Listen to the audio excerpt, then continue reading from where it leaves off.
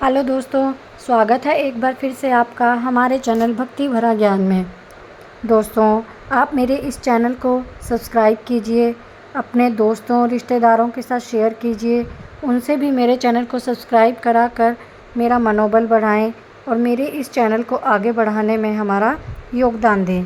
आज हम इसमें श्रावण मास महात्म्य का 14वां अध्याय सुनेंगे, जिसमें हम नाग पंचमी व्रत के महात्म्य के बारे में सुनेंगे। ईश्वर बोले, हे महामुने, श्रावण मास में जो व्रत करने योग्य है वो अब मैं बताऊंगा। आप उसे ध्यान से सुने। चतुर्थी तिथि को एक बार भोजन करें, पंचमी को नक्त भोजन करें।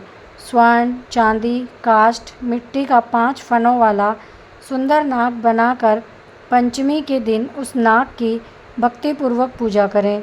द्वार के दोनों ओर गोबर से बड़े बड़े नाग बनाएं और दधी, शुभ दूर्वा करो, कनेर, मालती, चमेली, चंपा के फूलों, गंधों, अक्षतों, धूपों तथा मनोहर दीपों से उनकी विधिवत पूजा करें। उसके बाद ब्राह्मणों को घृत, मोदक तथा खीर का भोजन कराएं। इसके बाद अनंत, वासुकी, शेष, पद्मनाभ, कंबल, करकोटक, अश्व, 8वां धृतराष्ट्र, शंखपाल, कालिया तथा तक्षक, इन सब नाग कुल के अधिपतियों को तथा उनकी माता कद्रू को भी हल्दी तथा चंदन से दीवार पर लिखकर फूलों आदि से इनकी पूजा करें। उसके बाद बुद्धिमान को चाहिए कि वामी में प्रत्यक्ष नागों का पूजन करें, उन्हें दूध पिलाएं, घी तथा शक्कर मिश्रित दूध उन्हें अर्पित करें। उस दिन व्यक्ति लोहे के पात्र में पूड़ी आदि ना बनाए। नैवेद्य के लिए गोधूम का पायस भक्तिपूर्वक अर्पण करें। भुने हुए चने, धान का लावा, जौ, सर्पों को अर्पित करना चाहिए। स्वयं भी ग्रहण करना चाहिए। बच्चों को भी यही खिलाना चाहिए, इससे उनके दांत मजबूत होते हैं। सांप की बांबी के पास श्रृंगार युक्त स्त्रियों को गायन तथा वादन करना चाहिए और इस दिन उत्सव की तरह मनाना चाहिए। इस विधि से व्रत करने पर सर्प से कभी भी भय नहीं होता। हे विप्र, मैं लोगों के हित की कामना से आपसे कुछ और भी कहूँगा, आप सुनिए। नाग के द्वारा डसा गया मनुष्य मरने के बाद अधोगति को प्राप्त होता है। अधोगति में पहुंचकर वह तामसी सर्प होता है। इसकी निवृत्ति के लिए पूर्वोक्त विधि से एक भुक्त आदि समस्त कृत्य करें। ब्राह्मणों से नाग निर्माण तथा पूजा आदि आदरपूर्वक करवाएं। इस प्रकार 12 मासों में से प्रत्येक मास में शुक्ल पक्ष की पंचमी तिथि को इस व्रत का अनुष्ठान करें और वर्ष के पूरा होने पर नागों के निमित्त ब्राह्मणों तथा सन्यासियों को भोजन कराएं। किसी पुराण ज्ञाता ब्राह्मण को रत्न जड़ित स्वर्ण में नाग और सभी उपस्करों से युक्त तथा बछड़े सहित गौ प्रदान करें।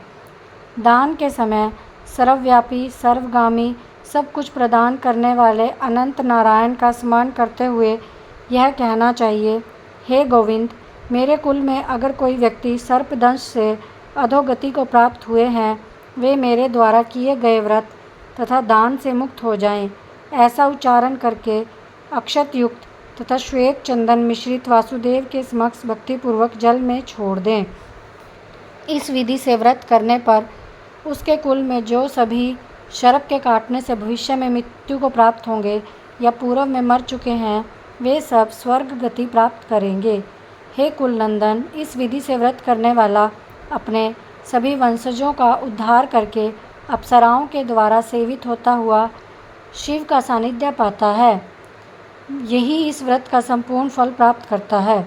जो लोग शुक्ल पक्ष की सभी पंचमी तिथियों में नक्त व्रत करके भक्ति संपन्न होकर पुष्प आदि उपहारों से सौभाग्यशाली नागों का पूजन करते हैं, उनके घरों में मणियों की किरणों से विभूषित अंगों वाले सर्प उन्हें अभय देने वाले होते हैं। उनके ऊपर प्रसन्न रहते हैं। जो ब्राह्मण गृह दान का प्रतिग्रह करते हैं, वे भी घोर यातना भोग कर अंत में सर्प योनि को प्राप्त करते हैं।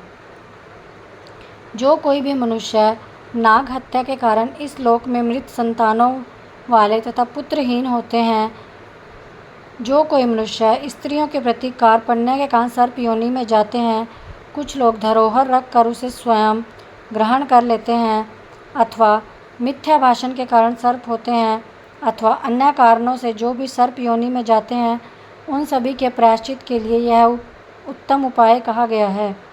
यदि कोई मनुष्य वित्तशाठ्य से रहित होकर नाग पंचमी का व्रत करता है, तो उसके कल्याण के लिए सभी नागों के अधिपति शेषनाग तथा वासुकी हाथ जोड़कर प्रभु श्री हरि सदाशिव से प्रार्थना करें। तब शेष और वासुकी से प्रार्थना करते हुए शिव तथा विष्णु उस व्यक्ति के सभी मनोरथ पूर्ण करते हैं। वह नागलोक में अनेक प्रकार के विपुल सुखों का उपभोग करके वैकुंठ अथवा कैलाश में जाकर परम सुख पाते हैं। मैंने आपसे नागों की इस पंचमी का वर्णन किया है। इस प्रकार श्री स्कंद पुराण के अंतर्गत ईश्वर सनत कुमार संवाद में श्रावण मास महात्म्य में नाग पंचमी व्रत कथन नामक 14वां अध्याय पूर्ण होता है।